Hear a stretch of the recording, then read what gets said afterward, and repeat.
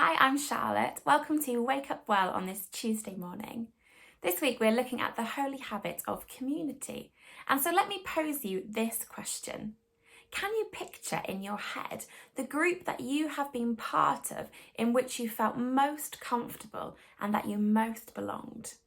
What group comes to mind? What characteristics does that group have? And how did being part of it make you feel? Let me read our passage for today. This is 1 Peter chapter 3, verses 8 to 9. Finally, all of you should be of one mind. Sympathize with each other. Love each other as brothers and sisters. Be tender-hearted and keep a humble attitude. Don't repay evil for evil. Don't retaliate with insults when people insult you. Instead, pay them back with a blessing. That is what God has called you to do, and He will grant you His blessing. This is a great list of really good characteristics that we embody, or that we should embody, as we seek to be community.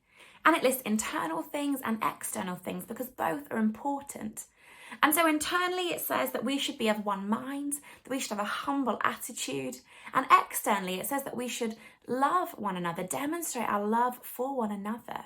And that when people insult us, we should go back at them with a blessing instead. A good list for us to follow. And I was going to ask you, what would your list look like if you were writing a list of how to be community? What characteristics would form your list? But then I took a step back, and rather than just look at these 2 verses, I looked at the whole section that this passage is part of in the book of 1 Peter. And I realised that it's part of a much bigger section from about chapter 2 to the very beginning of chapter 4, which is roughly entitled Context in which Suffering as a Christian May be Necessary.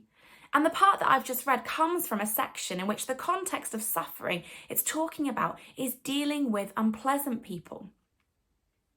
And it made me realise that actually when I'm thinking about the characteristics of community and these things that I want to embody, it is so much easier for me to do that with people who I like and with people who are like me.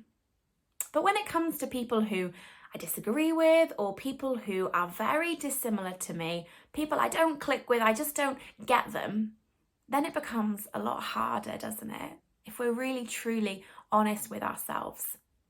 And so I reread this passage of how we can be of one mind, how we can be sympathetic and loving to each other.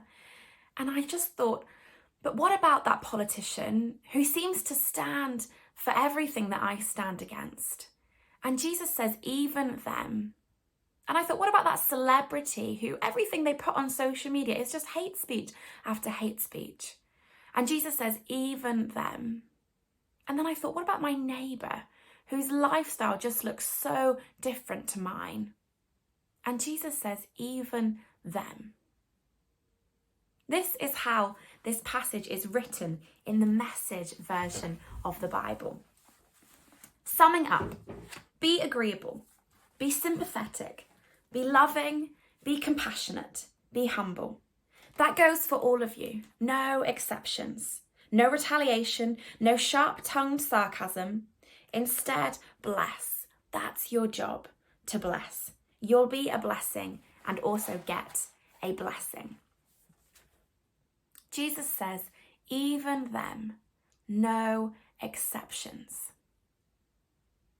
And one of the things I love about this book is that actually Peter starts his whole letter with a reminder to his readers about the precious hope that the believers have in Jesus.